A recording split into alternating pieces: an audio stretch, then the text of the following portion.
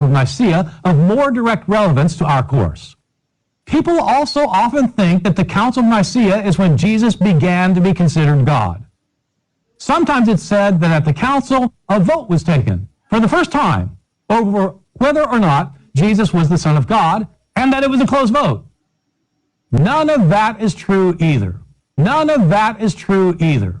None of that is true either.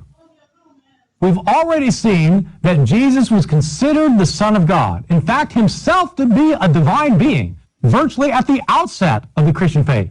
A divine being, virtually at the outset of the Christian faith. Soon after his death, as his own disciples came to declare that he had been taken up into heaven and exalted to the level of divinity. Jesus is called the Son of God, or even God, in the writings of the New Testament, as we have seen.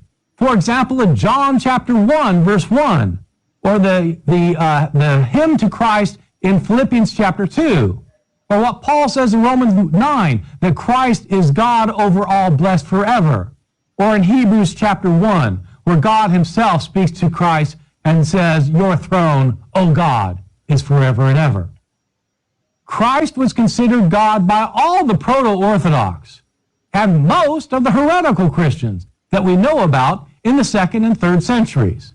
The only real exceptions were the adoptionists, who continued to think that Jesus was a human being who was merely elevated to the level of divinity. But even they thought that he was elevated to the level of divinity.